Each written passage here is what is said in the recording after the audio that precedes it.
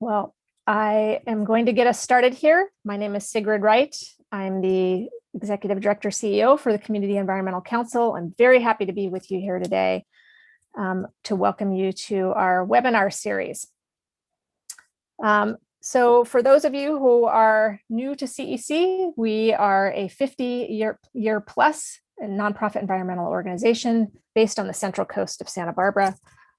We advance rapid and equitable solutions to the climate crisis, and we were recognized as the 2020 California Nonprofit of the Year. This webinar is being recorded.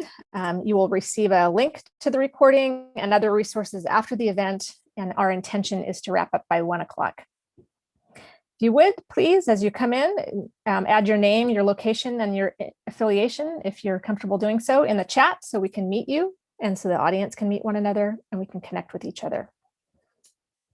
Continuing to welcome folks as you come in here. Welcome, Ivor, John.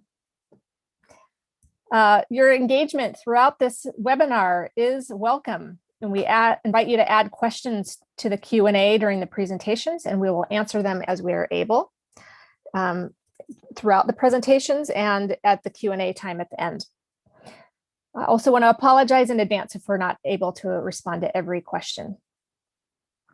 You can also use the chat for any other comments you may have or resources that you want to share. So just keeping an eye on that chat. This again intended to be a group dynamic here.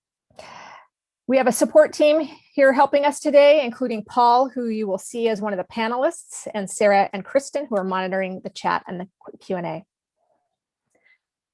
I'm going to start by actually putting up a poll while folks are coming into the room. So if you could respond if you're able. We've got a short poll. Just have you personally advocated on a policy issue in any of these ways last year?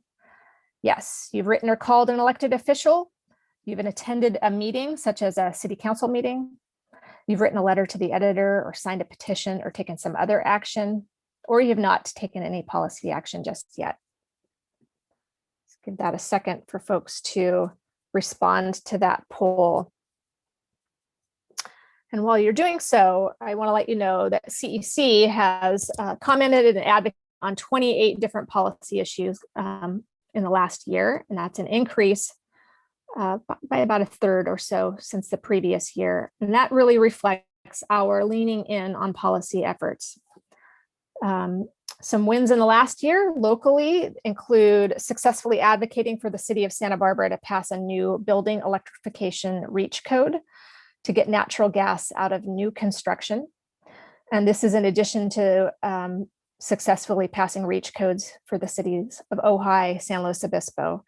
And we are now advocating for 5 other local jurisdictions on a similar vein. Regionally, we've been advocating for more program funding through the Central Coast Community Energy, which is the new energy program that serves our district or our region. And that has led to an extra $11 million in available funding to help our residents and local governments buy electric vehicles, build charging stations, switch agricultural equipment from diesel to electric, and other similar programs. And at the state level, we've also strategically commented on policy that includes pushing government direct state agencies to study moving our carbon neutrality target up 10 years from 2045 to 2035. Again, for those of you who are new to CEC, we are entering our second year of ambitious 5-year strategic plan that leans in on climate action, doubling down on climate policy, climate justice, resilience, and leadership. And our leadership program is creating events like this that build a case of climate knowledge that we hope inspires you to take action. So let's see about that action. Can we take a look at the poll results? All right, we have a very active group that's inspiring, that it looks like almost half have called an elected official or written, and many more have attended a meeting or signed a petition or written a letter to the editor. So we're going to talk today about, we're going to hear today from 2 speakers, an interview with CEC's Michael Chiacos and Congressman Carbajal. Congressman Carbajal, prior to his election, served as a Santa Barbara County Supervisor from 2004 to 2016. He was an environmental champion on the Board of Supervisors, a very great ally for CEC. And among his many, many accomplishments include co-chairing the Santa Barbara County Food Action Plan Advisory Board, a project that we took the initiative on. He initiated a county effort to adopt a climate action plan to reduce greenhouse gas emissions throughout the county. And he helped establish the Empower SBC program, which provides incentives to local homeowners and businesses to perform energy audits. In his current role representing the 24th District, I particularly want to call out that his first initiative was to introduce the California Clean Coast Act, which bans future offshore oil and gas drilling off of our coast. He's a member of the Solutions Caucus and dedicating to advancing proposals that will mitigate and reduce climate change. He also sits on various House committees, including Armed Service, Agriculture, and Transportation and Infrastructure. And in his role as Vice Chair of the House Committee on Transportation and Infrastructure, he helped create jobs by securing investment in the nation's crumbling infrastructure and rebuilding areas damaged by natural disasters like the Montecito debris flow.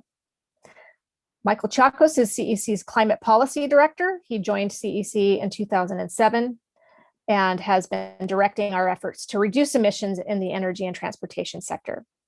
And he's most proud of his work bringing in community choice energy to our region, starting Electric Drive 805, the Regional Electric Vehicle Readiness Coalition, and advocating for 100% renewable electricity and carbon neutrality goals. As CEC ramps up our efforts on policy, as well as expanding our work and partnerships in North Santa Barbara County and Ventura and San Luis Obispo County, I hope you will join me in welcoming Michael Chiacos and Congressman Carbajal. So Michael, with that, I'm going to ask you to engage here. All right. Thanks for that great introduction, Sigrid.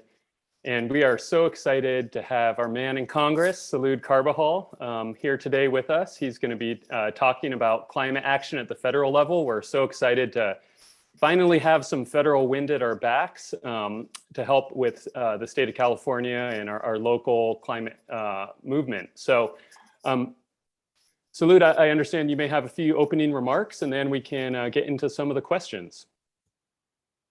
Yes, thank you, Michael, first of all, for inviting me to be part of the program today. And it's always a pleasure working with you and CEO Sigrid Wright and the entire CEC staff. CEC has always been a weather bell and a compass for me in terms of the issues it's taken on and the leadership it's provided for our community, and in addressing climate change and obviously protecting our environment and being innovative. And so my hat goes out to all of you who do this important work day in and day out. I know we're going to talk in a few minutes about the bipartisan infrastructure law, but I wanted to just set the stage that the law is the greenest bill, infrastructure law and proposal that's ever moved forward. It could have even been more greener, but the negotiation process to reach a bipartisan bill was extremely important to the president. And as a result, while still the greenest bill ever, it was expected that a lot of other green provisions would be included in the now pending Build Back Better Act, which I believe we will see in the future as Build Back Better 2.0 that will address some of these issues. But with that, I'll go back to you. All right. Yeah. Thank you. So yeah, let's spend some time talking about the infrastructure bill, because that one is passed, and we're about to see all those benefits coming to us.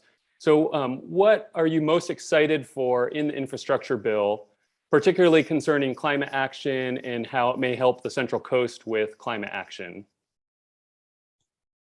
Well, the bipartisan infrastructure law is no doubt a critical step towards reaching a net zero emissions economy by 2050 and begins to realize President Biden's vision to grow our economy, lower consumer costs, and create jobs, reduce climate pollution, and ensure more Americans and residents here on the Central Coast can fully participate equally in our economy. These historic investments will help reduce our emissions by well over 1 gigaton, 1 gigaton this decade alone, ensuring we meet President Biden's commitment to reduce US emissions by 52% from 2005 levels in 2030. Create a 100% carbon pollution-free power sector by 2035, and achieve a net zero economy by 2050. The bipartisan infrastructure law also makes the largest investments, as I mentioned earlier, in passenger rail since the creation of Amtrak, helping reduce greenhouse gas emissions by repairing, upgrading, and modernizing the nation's transit infrastructure. It invests $66 billion to provide healthy, sustainable transportation options for millions of Americans by modernizing and expanding transit and rail networks on the Central Coast and across the country. Additionally, it will invest $7.5 billion to build out the first ever national network of electric vehicle charging stations in the United States and here on the Central Coast, which is a critical element to accelerating the adoption of electric vehicles to address the climate crisis and support domestic manufacturing jobs. It provides funding for deployment of EV chargers along highway corridors to facilitate long distance travel and within communities to provide convenient charging where people live, work, shop, and play. And funding will have a particular focus on rural, disadvantaged, and hard to reach communities. Importantly, it will be able to provide thousands of electric school buses nationwide, including rural communities, to help school districts across the country buy clean, American-made, zero-emission buses and replace the yellow school bus fleet that American children use day in and day out. It also invests $5 billion in funding for public transit agencies to adopt low and no emission buses. Just here on the Central Coast, our public transit providers will receive $60 to $90 million over the next 5 years. You may know that I serve on, as Sigrid mentioned, on the House subcommittee, the House Transportation Committee, and I chair the House Subcommittee on Coast Guard and Maritime Transportation, which oversees federal port issues. The good news is the bipartisan infrastructure law invests $17 billion in port infrastructure and $25 billion in airports to address the maintenance backlog, reduce congestion and emissions near ports and airports, and drive electrification and other low carbon technologies. Modern, resilient, and sustainable port, airport, and freight infrastructure will support US competitiveness by removing bottlenecks and expediting commerce and reduce environmental impacts on neighboring communities. And as we see the effects of climate change touching our communities, it will serve as the largest investment in resilience of physical and natural systems in American history. Millions of Americans feel the effects of climate change each year when their roads are washed out, airport power goes down, or schools get flooded. We know that communities of color are more likely to live in areas most vulnerable to flooding and other climate change related weather events. This law makes communities safer and our infrastructure more resilient to these impacts of climate change and cyber attacks, with an investment of over $50 billion to protect against droughts, heat, and floods, in addition to a major investment in weatherization of American homes. Weatherization of American homes. The crowning achievement of this law invests $65 billion in clean energy transmission and electrical grid enhancements. It upgrades our power infrastructure by building thousands of miles of new resilient transmission lines to facilitate the expansion of renewable energy.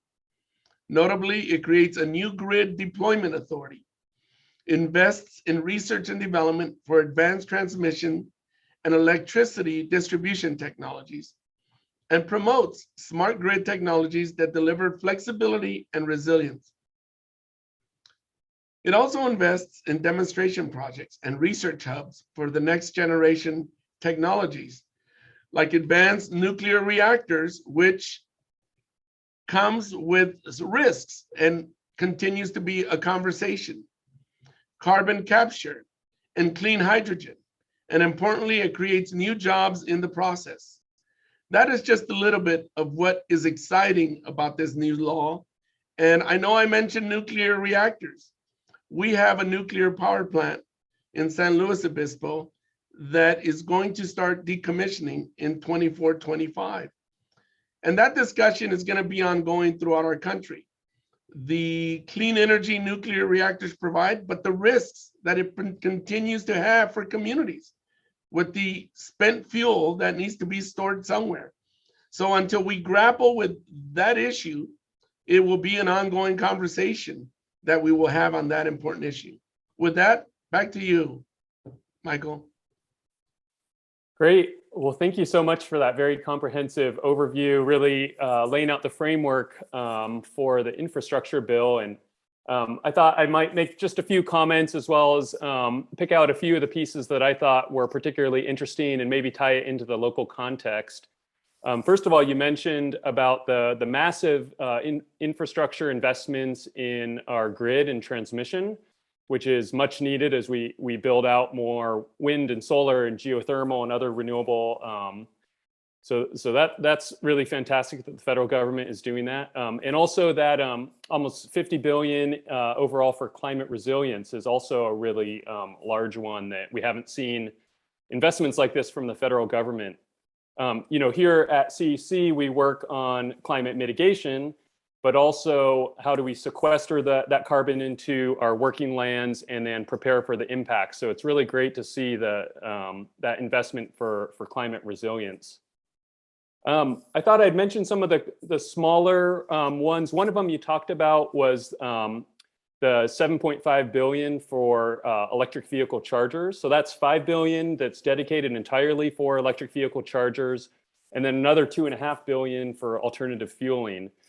So that's a fantastic amount of funding that is going to be increased. It's really going to jumpstart a lot of the EV charging network that we're pretty well ahead of other states here in California, but having that nationwide network is going to be so powerful.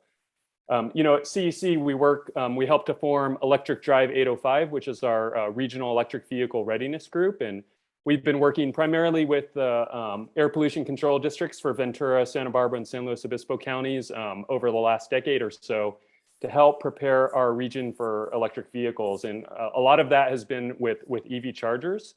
So really excited to see this funding. While we're on the EV front, I also want to highlight what you mentioned about school buses. I mean, $5 billion for cleaner school buses is fantastic. We're starting to, California actually leads the nation by far with deployment of electric school buses. And we played a role getting some of the first EV buses in our region up in Santa Maria, some EV school buses, as well as down in Oxnard. So really fantastic that the buses are now arriving to our region, and this is going to be a huge acceleration of deploying EV buses, school buses. And folks may not know that sometimes the air pollution within the school bus is worse than outside, and having our youngest, most sensitive school population breathing that dirty diesel, it makes so much sense to switch over to a clean, zero emission electric school buses. And also for transit buses. And a lot of that funding is going to be prioritized for lower income communities so that they can get the benefits of this new electric vehicle transit and school bus technology. So I think that's just fantastic. We've been working on light duty electric vehicles for over 10 years. And now we're really ramping up our efforts on medium and heavy duty electric vehicles. And a lot of experts really see transit and school buses as kind of the beachhead sectors. And when the technology is deployed in mass amounts with transit and school buses, then we're going to see it deploying to Class 8 trucks and parcel vans and all kinds of other medium and heavy duty. So this is really a historic investment that we're very excited about. I'll mention a couple others. There's $6 billion for batteries, including material processing, manufacturing, and for recycling batteries, which is a question that I get a lot with electric vehicles. And there's already manufacturers that are recycling batteries. It's right now it's more consumer electronics. Electric vehicles have only been on the road for about 10 years, and they really haven't, we don't have a large waste stream of them, but really exciting to see the battery recycling ramp up. There's also 9.5 billion for hydrogen, including 1.5 billion for green and clean hydrogen. So hopefully that will be able to help advance the hydrogen industry, particularly for hard to decarbonize sectors such as heavy industry. As you mentioned, there's also 8 billion for carbon capture, utilization, and storage, which has been a little controversial because it's a very expensive thing to do, but it could be very necessary. And there's actually 3.5 billion for direct air capture of carbon. So that's where you actually just suck the carbon right out of the air. And this is a very emerging field. There's about 15 small plants. In Iceland, they just opened one, a group called Climeworks. It's gonna have about 4,000 tons per year. So equivalent to about 800 cars. So pretty small, but hopefully we'll see this technology really ramp up, because I think that we need everything, the natural ecosystems as well as technological solutions to really be able to sequester carbon out of our air. So that's really exciting. One last thing I wanted to mention, in a climate justice win, there's 21 billion in this infrastructure bill for environmental remediation funding. So these are funds to clean up Superfund sites, reclaimed abandoned mining lands, seal abandoned oil and gas wells. Very important things to do. I mean, I wish the oil companies and the polluters had paid for it rather than saddling us with their mess, but it's really good that there's all this funding to clean up these toxic sites. So yeah, those are some of the things that were interesting for me about the infrastructure bill. I think we could probably move to some, Sigrid's next question, unless Salud, you have anything else that you wanted to add about the infrastructure bill? No, I think you complemented what I put forth very nicely by getting into a few of the more specifics. So thank you for doing that. And again, this is it's very exciting about the investments that are going to be implemented through this law throughout our country. And the green components of it, I think, are amazing. Definitely, I totally agree. Really exciting to see this funding. And I understand most of it's 5-year funding, so there'll be annual amounts for 5 years that we should really see a pretty sustained effort. Absolutely. Thank you for that very thorough outline and both of your reflections on what was kind of standing out from you in the infrastructure bill. Congressman, I want to pick up on one thread there. You talked about it being the largest investment in resilience to date. And I want to go back in time a bit to the point when you, as county supervisor, when you were tapped to serve on Obama's task force on climate preparedness. And if memory serves me, I think there were only 3 folks in California who were asked. So it was, and that was very early on in the kind of conversation around climate resilience. So how have things evolved since then in terms of federal awareness and priorities in those last, decade, 10 to 12 years?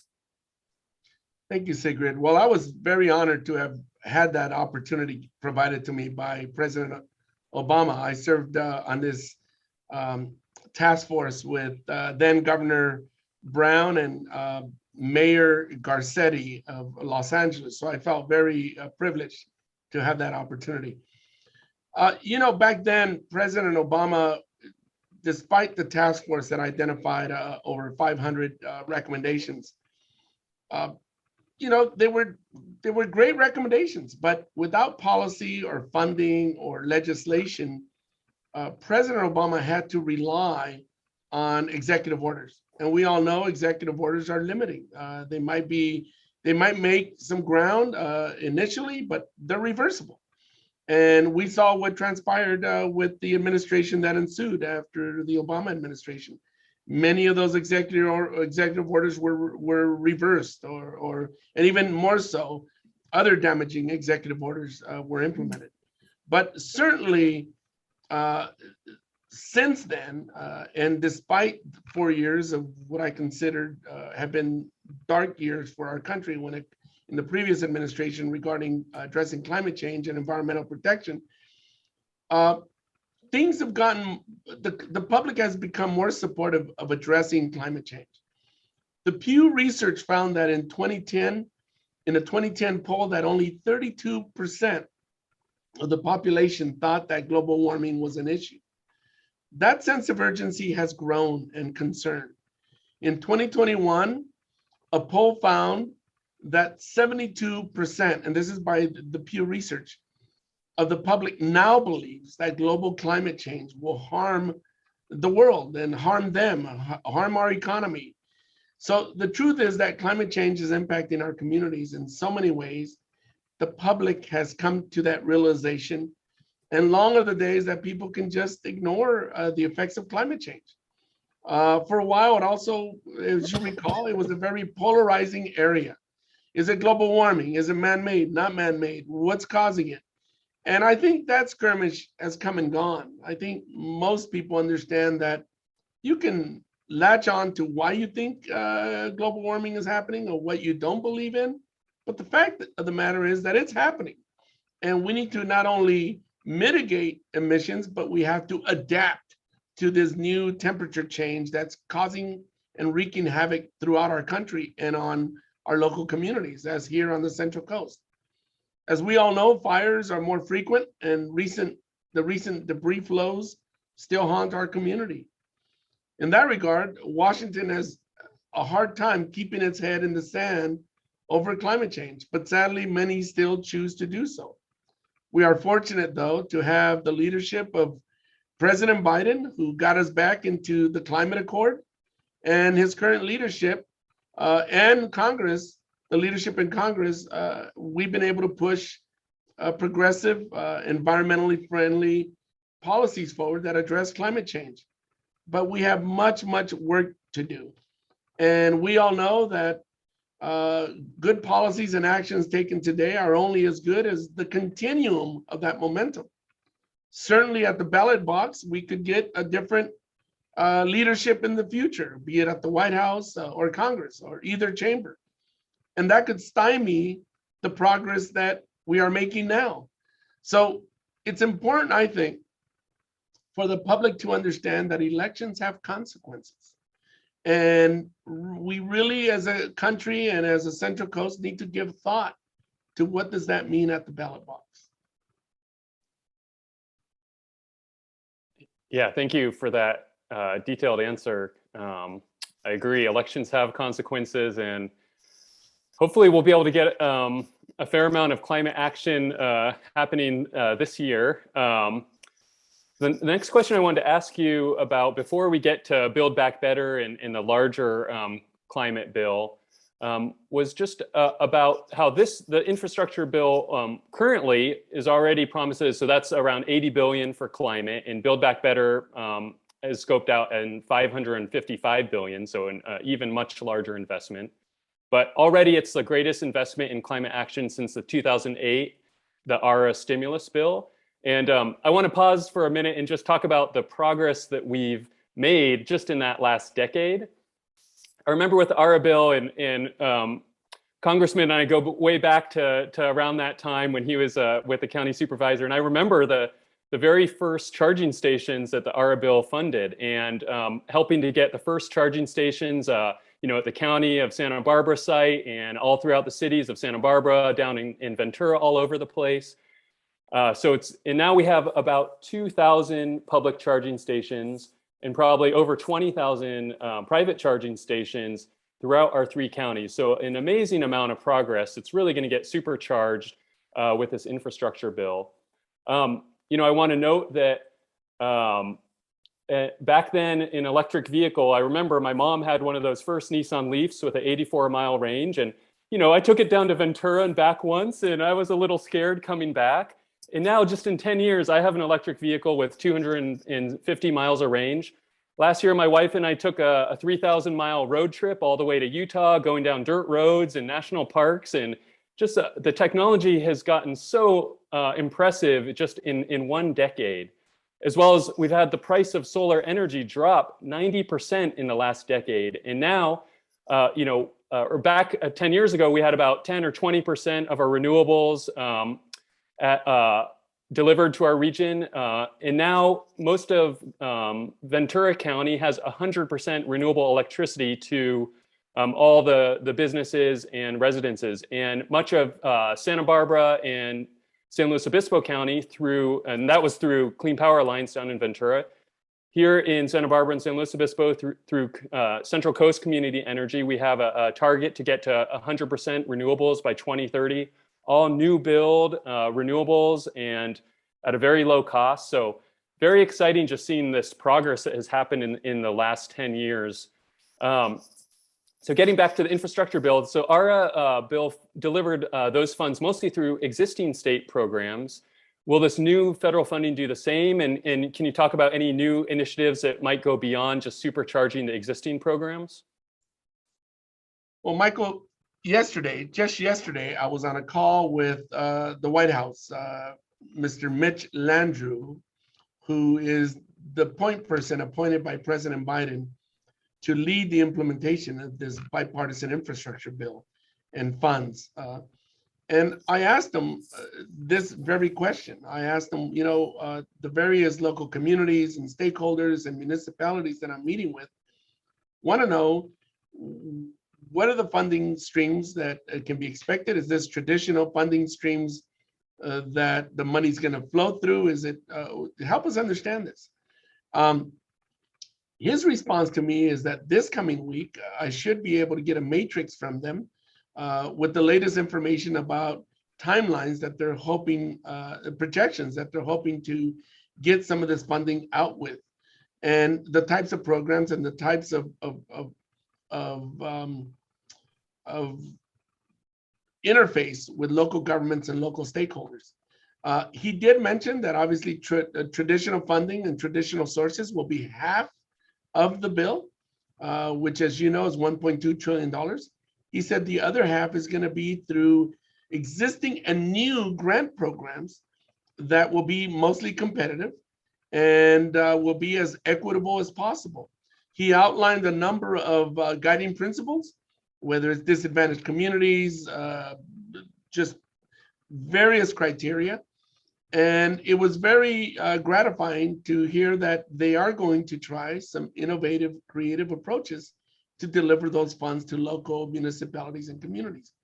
The main delivery of funds will be through the states which will administer grant programs, but there will also be funding at the federal level through the Bureau of Reclamation, U.S. Department of Agriculture, Commerce, and the Department of Energy. I think we will use the existing funding framework for the most part, but I think that the key is the investment in research and development are going to be new additions. Our technology continues to grow by leaps and bounds, and we need our community's infrastructure to keep pace with it. And I think you're going to see some unique innovation in the delivery of these funds come from Washington. Yeah, that's fantastic to hear. It definitely routing a lot of the funding through some of the existing programs, ones that everybody's used to and are effective and we can implement quickly will be really good, and exciting to hear that there'll be some new grant programs. I know back in the Obama years, even CEC, we were working on different innovative grants through federal agencies, such as the first plug-in hybrid school bus or a real-time ride-sharing program with SBCAG Traffic Solutions. And then all that funding just dried up. And really during the Trump years, we didn't even really look at the very few federal opportunities, really focused on the state and local and regional funding opportunities. So it's really good to have the federal government back in the game with climate action, and very excited to see the rollout of all this infrastructure bill. So now let's turn to the bigger one that, I think President Biden's climate ambitions, when I first heard about them, it kind of made my heart pitter patter a little bit, because it's something that all of us climate activists have really been waiting for, and I was quite impressed. Now, moving through his goals to actually, move it through Congress and turn it into reality is proving to be a lot harder. But we got the 80 billion in climate solutions through the infrastructure, and then Build Back Better has $555 billion in climate provisions. But it's been quite the roller coaster, right? With the infrastructure bill getting separated out and passing, and then thinking there'd be a deal on BBB, and then it not happening. And now we're hearing that the climate provisions may be carved out and put into a smaller bill without all the social programs. So tell us a little bit about maybe some stories from the sausage making process in Washington. Are the things that you're most disappointed about that got cut out of the infrastructure bill as well as BBB? So yeah, tell us your take on it. Thank you, Michael. Well, it's been an unfortunate setback, but I'll describe it as a setback because, as you know, there's the filibuster that we have to deal with, and to be able to move such an important piece of legislation, we're looking at reconciliation. And a reconciliation is a fiscal procedure that could only be used once every fiscal year. And that is still on the table. Make no mistake, just because that particular Build Back Better 1.0 bill seems to have stalled. And we know the senator or two senators that have been the most reluctant to embrace that initial Build Back Better proposal. But there have been counter proposals that pretty much, unfortunately, did exclude some things. But for the most part, it was a pretty robust bill. I think there was a lot of polarization that happened that didn't need to happen, but that's the world of Washington. You know, there was a question of sequencing, the sequence issue of which one would go first, the Build Back Better Act at the same time as the bipartisan infrastructure bill, or would it be separate? And there was a question of who would support what, to the point where I think it became counterproductive. And at the end, we saw the result. We didn't even coalesce around a final Build Back Better proposal today. I believe that there will be a Build Back Better 2.0, whether that's one bill or multiple bills, or whether, as you said, there has been talk about one of those bills just being a climate action bill of investments. And that's tricky because, again, you only get one bite at the apple. It's hard to really put too much on a single climate action bill because there's enough people that, again, are concerned about some of the social programs that were a significant part of the Build Back Better Act. So I think you're going to have Build Back Better 2.0 come forward. I think it's going to be more in the area of one or two bills. I think one bill, unless it's multiple bills then put into one, we'll see what the sausage making looks like. But I'm optimistic that we will move forward a Build Back Better 2.0.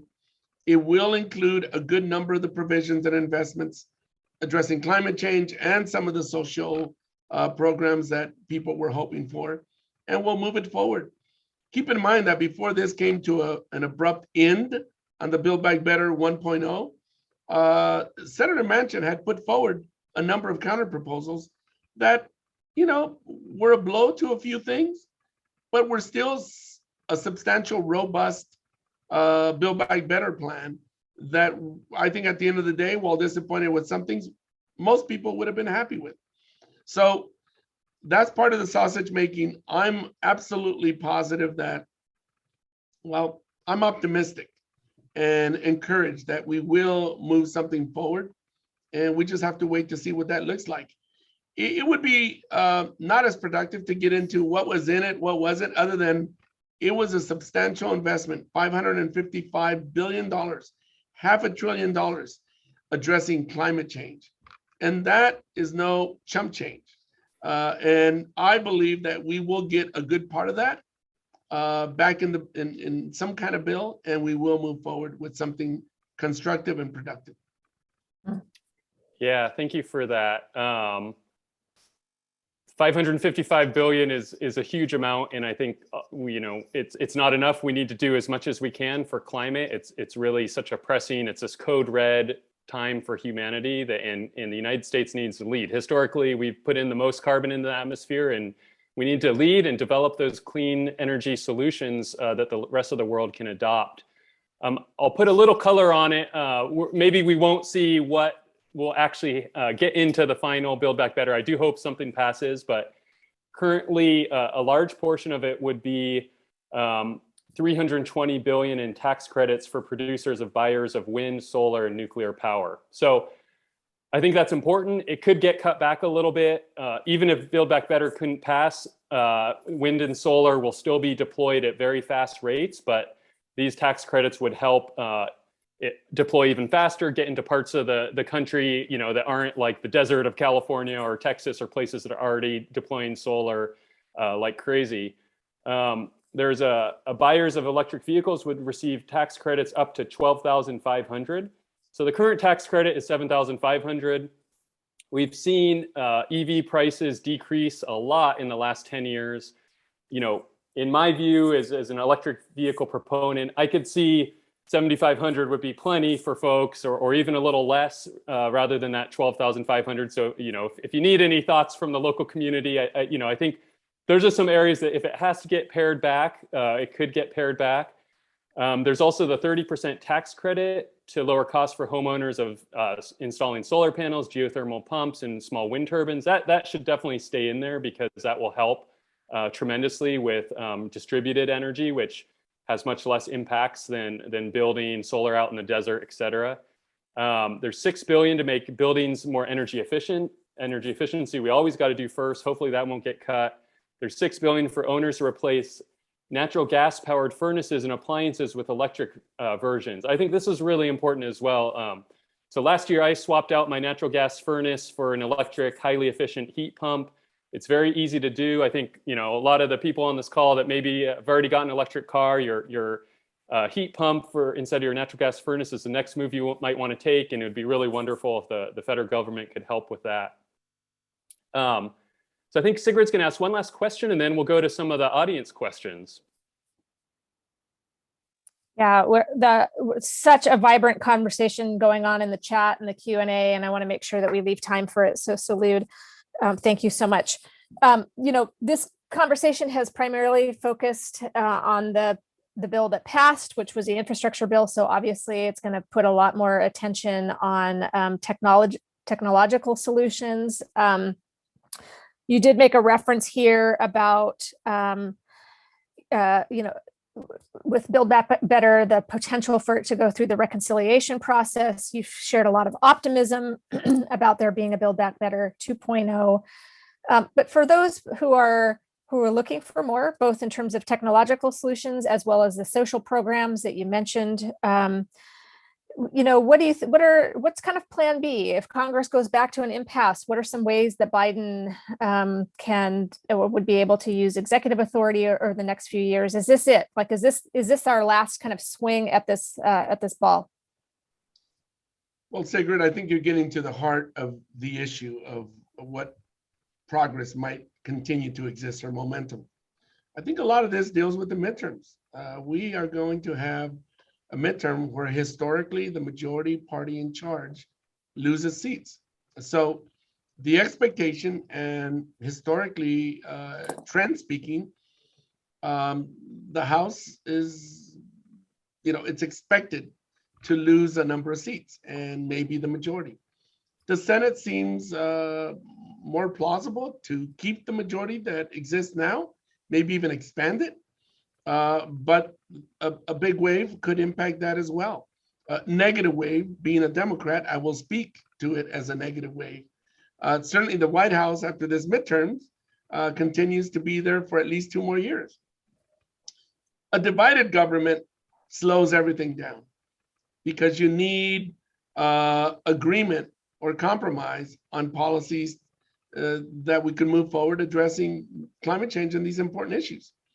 So short of having collaborative compromise on a number of policies that will continue to move the ball forward on addressing climate change, the president will only have in the next 2 years, if we have a divided government, my hope is, an expectation is that we continue to have the majority, because what we're seeing on the other side, my colleagues on the other side of the aisle, is continued extremism, the big lie, all those things that that as I tell a good number of them that I've gotten to know, is continue with that, because you're helping us buck the trend of making sure that the majority stays in our hands. But the president will have executive orders, and that's really the only tool that he really will have at his disposal to continue to make sure that we beef up. They might be in the interim with the eye of another term and see what happens in the next presidential election. But for the next 2 years after these midterms, the only reliance could be on executive orders.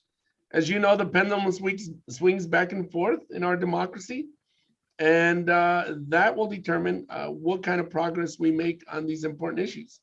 I believe we need to look at any and all opportunities to move policies forward that will continue to address climate change. One of the big issues is putting a tax on carbon. And I think that there might be some bipartisan coalescing around policies like that in the future. And it's something we ought to give consideration to, but it doesn't come without some challenges. And it's also a continued discussion, because not everybody who believes in our aggressive measures to address climate change that a carbon tax is the best solution. I happen to think it's one of many solutions, not a panacea, but we should give that consideration. But executive orders will be the only thing this president has if we enter a divided government after the next midterm elections.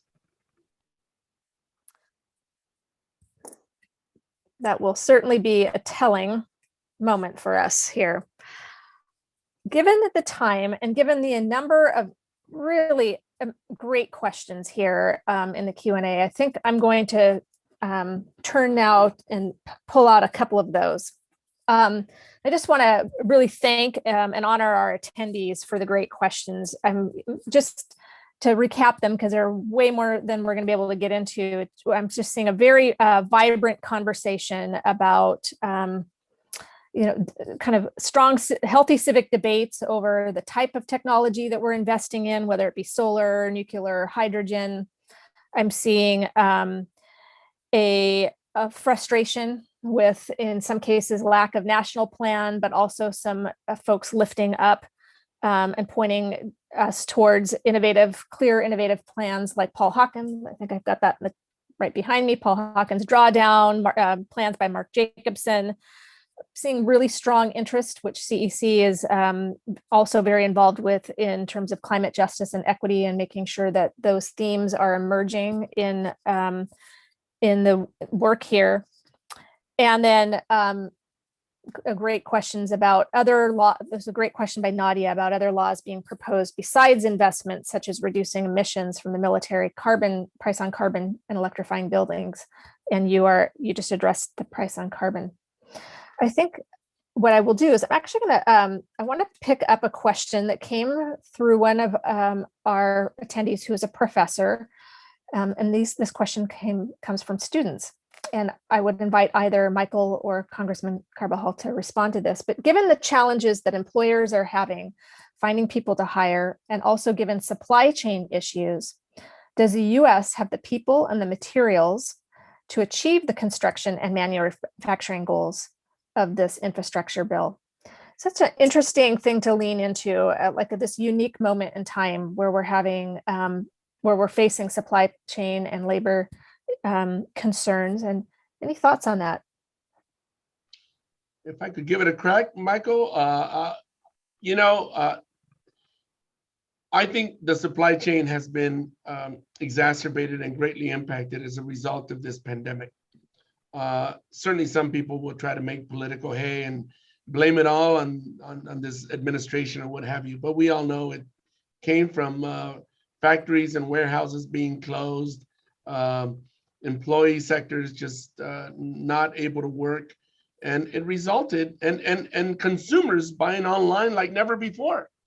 And what it's created is some real supply chain challenges.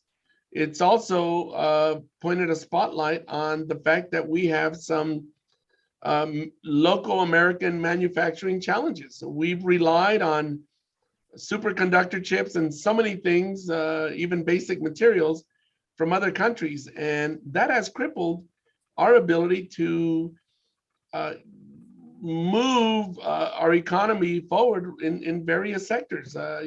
Vehicles have been being able to manufacture and sell vehicles has been impacted. But getting tractors or tractor parts for agriculture has been impacted.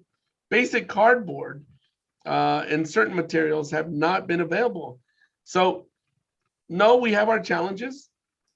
And that's why I think in Congress, we have a bipartisan bill that is, again, one of those glimmers of hope that despite our political gridlock in Washington, there are areas that we are coming together on. And the COMPETE Act is one that will invest in local manufacturing of certain products and goods that we have identified that have been our weakness as a country by relying on many of these products to be manufactured outside of the United States. And this COMPETE Act is also going to make significant investments in research and our manufacturing supply chain locally in the United States. So are we prepared? Not completely, but I think we're resilient, and we do have, for the most part, an infrastructure that could and will be developed that will help us continue to implement these bipartisan infrastructure bill funds and programs as soon as possible. Thank you. I have one other last question for you, Congressman, but before I get to it, I'm seeing again, for those who are keeping an eye on the chat, there's just some really great dialogue going on here. There are a lot of questions that are really outside of the congressman's kind of purview, working at the national level, that have to do with the solar issue at the state level and the CPUC. Michael, just given the number of people that are asking about it, would you mind giving us a 1 minute? I know this is tough because this is a complicated issue, but just 1 minute in terms of where things are at. I'm sorry, I was answering some questions in the chat. Can you restate the question? Yeah, sorry. I'm just saying that there are a lot of, I think you're probably addressing a question around the CPUC and the solar issue. And this is outside of the congressman's purview at the federal level. But given the number of people who are interested, would you please just give us a minute on that? Oh, yes. So the state has highly subsidized rooftop solar for the last over a decade. And right now they're switching, and this is a state issue, not a federal issue, to net metering 3.0. And it's going to be a big change. There's been a lot of pushback from the solar industry, and the governor has weighed in, and actually the CPUC was supposed to make a decision on it this week, and then it has been taken off the agenda. So it sounds like there's some more discussion. Hopefully there'll be an alternative proposal that will be a little fairer to the solar industry and rooftop solar. The main issue is that, the amount, there's already 1.2 million solar rooftops in California, and often they're on wealthy homeowners or Google's campus, right? And the rest of the public is having to pay that. And that's oftentimes people that are renters or lower income folks. And as we get more and more rooftop solar, we need to figure out how to pay for the cost of the grid in a more equitable way. So that's what the PUC is trying to resolve right now. Most people, me including, think that the proposed decision was unfair to the solar industry. And so hopefully we'll see a different proposal that will strike a better balance. And then the 30% federal tax credit that could be in Build Back Better could be something also that would give some additional wings under the distributed solar as well as large scale solar. So that's my 1 minute answer. Thank you for that. I know there's probably a lot more questions to be said here, things to be said. Congressman, I'm going to conclude by actually taking two questions that feel related to each other and combining them, see what we can do with this in our remaining time together. But one comes from Joe Connett, and that the GOP used to recognize that climate change is a serious bipartisan issue. And so what can we do to bring them back to take action? And I'm going to pair that with another question from another attendee about what we can do to help ensure the passage of Build Back Better in the Senate. Those two feel like they probably connect. Great.